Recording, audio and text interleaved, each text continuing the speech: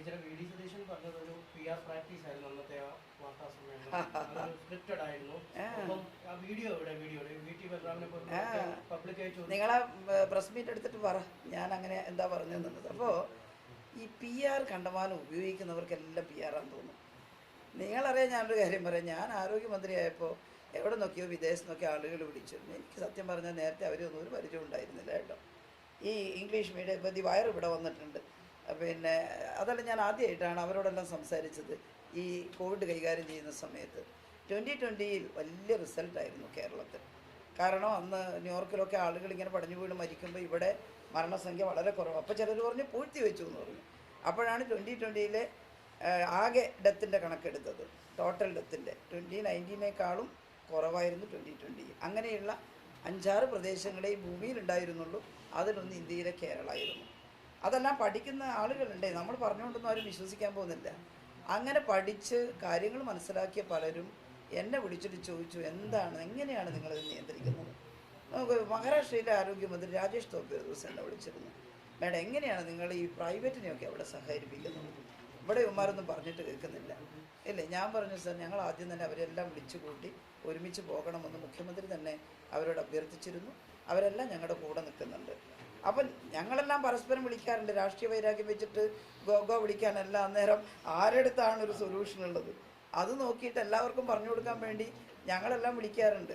BJPയുടെ ആരോഗ്യമന്ത്രിമാരെന്നെ വിളിച്ചിട്ടുണ്ട്, കോൺഗ്രസിൻ്റെ വിളിക്കാറുണ്ട്, ഞാൻ അങ്ങോട്ടും വിളിക്കാറുണ്ട്. അതിലൊന്നും ഒരു പ്രശ്നമില്ല. പക്ഷേ കുറേ ഈ ഇൻ്റർനാഷണൽ മീഡിയാസ്, BBC, അങ്ങനെയാണ് ഞാൻ സാധാരണ ഇൻ്റർനാഷണൽ മീഡിയക്കൊന്നും ഇൻ്റർവ്യൂ കൊടുക്കാറുണ്ടായിരുന്നില്ല. പക്ഷേ ഇതൊരു ഇൻ്റർനാഷണൽ വിഷയമായതുകൊണ്ട് അവർ നിർബന്ധിച്ചു, ഇവിടെ കേരളത്തിൽ നടക്കുന്നതൊന്നും പറയൂ, എന്താ ചെയ്യുന്നതെന്നുള്ളത്.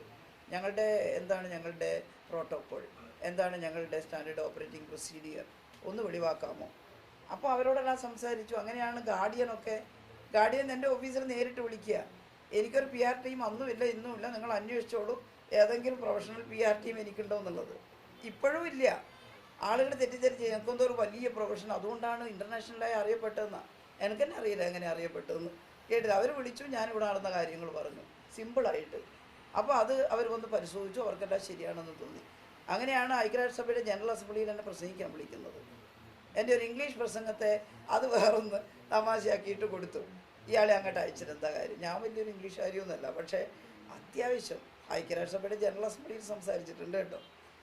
NDT പോലുള്ള മാധ്യമങ്ങൾക്ക് ഇൻ്റർവ്യൂ കൊടുത്തിട്ടുണ്ട്, ഡിസ്കഷനിൽ പങ്കെടുത്തിട്ടുണ്ട്.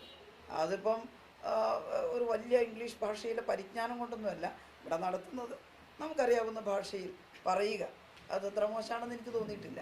അപ്പം ഞാൻ പറയുന്നത്, ഈ PR ടീമിനെ ഉപയോഗിച്ച് ശീലമുള്ളവർക്ക് എല്ലാം മഞ്ഞച്ച് കാണും. നമുക്കും ഉണ്ട് അങ്ങനത്തെ PR ടീം തോന്നും. അത്രയും എനിക്ക് അദ്ദേഹത്തിനോട് പറയാനും.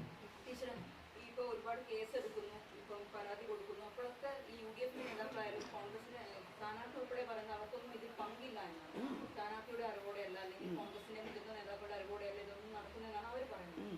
അവർ പറയട്ടെ, അവരുടെ അനുയായികളെ ഈ കുറ്റകൃത്യത്തിന് അറസ്റ്റ് ചെയ്യുമ്പം തള്ളി പറയട്ടെ അവരെല്ലാം. അവരതിനോട് ചേർത്ത് പറയുന്ന ഒരു കാര്യമാണ്, പാനൂർ ബോംബ് സ്ഫോടനം ഉണ്ടായതോടുകൂടി ഇടതുപക്ഷത്തെ വലിയ ക്ഷീണമുണ്ടായി. അത് മറികടക്കാൻ വേണ്ടിയുള്ള ഒരു കൃത്യമായ. അതെ, നിങ്ങളുടെ ഏത് പത്രത്തിൻ്റെ ആയിരുന്നു? ദീപിക. അപ്പോൾ ഞാനതാണ് തുടക്കത്തിൽ പറഞ്ഞത്.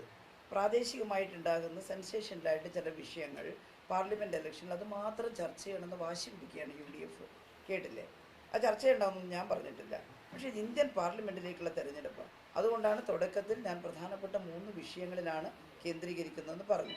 പാനൂരിൽ നടന്ന ബോംബ് സ്ഫോടനം നടന്ന നിമിഷങ്ങളെല്ലാം പോലെ ഞങ്ങൾ പറഞ്ഞു അതിലുള്ള ആരുമായും CPMന് ബന്ധമില്ല. CPMൻ്റെ സംസ്ഥാന സെക്രട്ടറിയും പറഞ്ഞിട്ടുണ്ട്, അവിടുത്തെ ഏരിയ സെക്രട്ടറിയും പറഞ്ഞിട്ടുണ്ട്. ഈ കുട്ടികളിൽ ഒരാളിൻ്റെ അച്ഛൻ ഇപ്പോഴും പാർട്ടി അനുഭാവിയാണ്, അദ്ദേഹം നാണുവട്ടൻ. അദ്ദേഹം പറഞ്ഞു, അവനെ ഞാൻ തിരുത്താൻ ശ്രമിച്ചു, നന്നായില്ല. എൻ്റെ പാർട്ടി കഴിവതും ശ്രമിച്ചു അവനെ തിരുത്താൻ, നന്നായില്ല. എന്താ ചെയ്യുക? ചില യുവാക്കളുടെ പ്രവർത്തനം ഇങ്ങനെയായി പോകുമ്പോൾ പിടികൂടുക, ശിക്ഷിക്കുക എന്നല്ലാതെ. അതുകൊണ്ട് അതെന്തോ CPM ഉണ്ടാക്കിയിട്ടുള്ളത് ആർക്കത് ലയിക്കാൻ പറ്റുക? അങ്ങനെയുണ്ടോ അതിനകത്ത്? അപ്പോൾ ആ ഒരു വിഷയം വീണ് കിട്ടിപ്പോയി. കേട്ടോ, നിങ്ങൾക്ക് ഈ നാട്ടിൻ്റെ ജീവിത പ്രശ്നങ്ങൾ പറയരുതോ? കോൺഗ്രസ് എന്ന് പറഞ്ഞാൽ ഏതാ പ്രസ്ഥാനം? ഇന്ത്യൻ സ്വാതന്ത്ര്യ സമരത്തിന് നേതൃത്വം കൊടുത്തിട്ടുള്ള ഗാന്ധിജിയുടെയും നെഹ്റുവിൻ്റെയും ഒക്കെ പ്രസ്ഥാനമല്ലേ അത്? ഇത്ര ആശയദാരിദ്ര്യമായിപ്പോയോ കോൺഗ്രസ്സിന്? ഈ നാടിനെ സംബന്ധിച്ച ഇവിടെ ആകെ മനുഷ്യന് അസ്വസ്ഥമാവുന്ന ഒട്ടേറെ കാര്യങ്ങൾ വന്ന് ഭവിക്കുമ്പോൾ ആ വിഷയങ്ങളിൽ എന്തെങ്കിലും ഒരു പ്രതികരണം, ഈ സംസ്ഥാനത്തിലെ ജനങ്ങളുടെ ക്ഷേമ പദ്ധതികൾ തടസ്സപ്പെടുമ്പോൾ അതൊന്ന് പിടിച്ചു വാങ്ങണം എന്നുള്ളൊരു ഉത്കണ്ഠ, അതൊക്കെയല്ലേ കോൺഗ്രസ്. വെറുതെയാണോ കോൺഗ്രസിന് ആളുകൾ കൈവിടുന്നത്? കോൺഗ്രസിനകത്ത് തന്നെ ഇന്നലെ ഞാൻ പോയെടുത്തൊരു പഴയ കരുണാട്ടെ നാദാപുരം മേഖലയിൽ പര്യടനം നടത്തുമ്പോൾ കരുണാടൻ്റെ സ്റ്റേജിൽ വന്നു. എന്നിട്ട് പണ്ടേ ഭയങ്കര കോൺഗ്രസ്സാണ്, പ്രായമുള്ള ഒരാളാണ്. എന്നോട് പറഞ്ഞു, ടീച്ചറെ ഞാൻ നിങ്ങളൊന്നിച്ച് നിൽക്കുകയെന്ന്, കോൺഗ്രസ് ഒന്നും ശരിയല്ല. ഞാൻ പറഞ്ഞു, കരുണാട നമുക്ക് ഒന്നിച്ച് പ്രവർത്തിക്കാം, ജയിച്ചു കഴിഞ്ഞാലും ഞങ്ങൾ ഒന്നിച്ചുണ്ടാവും. ഞാൻ പറഞ്ഞു, നിങ്ങൾ വേണം, ജയിച്ചാൽ നമുക്ക് ഒന്നിച്ച് പ്രവർത്തിക്കാം എന്ന് പറഞ്ഞു. വെറുതെ അല്ലല്ലോ. അപ്പോൾ കോൺഗ്രസ് ഒന്ന് ആലോചിക്കണം, കോൺഗ്രസ് ചെയ്യേണ്ടതാണോ ചെയ്തുകൊണ്ടിരിക്കുന്നത് എന്നുള്ളത്. ഈ സെൻട്രൽ അക്കൗണ്ട് വിഷയത്തിൽ മറ്റൊരു കാര്യം, ഇതിപ്പം ആദ്യമായിട്ടൊരു സംഭവമല്ല. ഈ മുമ്പ് എല്ലാ സ്ഥാനാർത്ഥികളും സമയത്തും സമാനമായ രീതിയിൽ പ്രവർത്തനങ്ങൾ ഉണ്ടായിരുന്നു. ഇതൊക്കെ ചില കേന്ദ്രങ്ങളിൽ നടക്കുന്നതാണ്. അത് പാർട്ടി നേതൃത്വമൊന്നും അറിവോടുകൂടി ചെയ്യുന്നതല്ല. പിന്നെ എന്തിനും ഇവിടെ മാത്രം ഇതങ്ങനെ വലിയൊരു ഇഷ്യൂ ആക്കി വെക്കുന്നത്? അതായത് ഇതൊരു തെരഞ്ഞെടുപ്പ് നടക്കുന്ന സമയമാണ്. ഞാൻ ഒരു സ്ഥാനാർത്ഥിയാണ്. അതിൽ സ്ത്രീ എന്നുള്ള നിലയിൽ അവമാനിച്ചത് മാത്രമല്ല, എൻ്റെ പൊളിറ്റിക്കൽ ക്രെഡിബിലിറ്റി, എൻ്റെ ആശയങ്ങൾ, ഞാൻ പ്രതിനിധാനം ചെയ്യുന്ന ആശയത്തെ തീരെ ഓപ്പോസിറ്റാക്കിയിട്ട് വ്യാജമായി പ്രചരിപ്പിക്കുക, അതെപ്പോഴാണ് നടന്നിട്ടുള്ളത്? അത് മുമ്പ് എപ്പോഴാണ് നടന്നിട്ടുള്ളത്? അതുകൊണ്ട് ഞാൻ അതിന് പരാതി പറയുമ്പം പണ്ടിങ്ങനെ നമ്മൾ ചെയ്തിട്ടില്ല എന്ന് പറയാനാണ് വേണ്ടത്. ആ പണ്ട് നടന്നതിന് അന്നേരം അത് പ്രതികരണം ഉണ്ടായിട്ടുണ്ട്, അന്നേരം എന്താ വേണ്ടതെന്ന് ഉണ്ടായിട്ടുണ്ട്. ഞങ്ങളാരും അതിനൊന്നും അനുകൂലിക്കുന്നില്ല എന്തെങ്കിലും ഉണ്ടായിട്ടുണ്ടെങ്കിൽ. പക്ഷേ ഇപ്പം ചെയ്തിട്ടുള്ളത് അതാണോ? നിങ്ങളെന്താ വളരെ ലളിതമായിട്ട് കാണുന്നത്? ഒരു സ്ത്രീ എന്നുള്ള നിലയെ പരിഹസിച്ചില്ല, അത് ശരി. അതെൻ്റെ പ്രിയപ്പെട്ട സഹോദരി രമയും ഉമയും പറഞ്ഞു. അങ്ങനെ പറയുന്നത് ഞങ്ങൾക്ക് യോജിപ്പില്ല. അതിൻ്റെ കൂടെ ഒന്നുകൂടി ഉണ്ട്, ഞാനൊരു രാഷ്ട്രീയ നേതാവും കൂടിയാണ്. വെറും ഒരു വനിത എന്നുള്ള നിലയിൽ മാത്രമല്ല ഞാൻ പറയുന്നത്, ഞാനൊരു രാഷ്ട്രീയ നേതാവാണ്. എല്ലാ പുരുഷന്മാരെയും പോലെ അവകാശമുള്ള, പൂർണ്ണ ഉത്തരവാദിത്വമുള്ള എൻ്റെ പാർട്ടിയുടെ കേന്ദ്ര കമ്മിറ്റി അംഗമാണ് ഞാൻ. എന്നാലും ഞാനൊരു തെരഞ്ഞെടുപ്പിൽ മത്സരിക്കുമ്പോൾ ഞാൻ കൈയാളുന്ന ആശയത്തെ പൂർണ്ണമായും തെറ്റിദ്ധരിപ്പിച്ച് പ്രചരണം നടത്തുക തെരഞ്ഞെടുപ്പിൽ, അതിനെവിടെയാണ് താരതമ്യമുള്ളത്? അപ്പോൾ അമ്മാതിരി കാര്യങ്ങൾ പറഞ്ഞിട്ട് ഇതിൻ്റെ മുനയൊടിക്കാൻ വേണ്ടിയിട്ടോ ഇതിൻ്റെ പ്രാധാന്യം കുറക്കാൻ വേണ്ടിയോ ശ്രമിക്കുന്നത് അത് ശരിയല്ല എന്നുള്ളത് എല്ലാവർക്കും മനസ്സിലാവില്ലേ?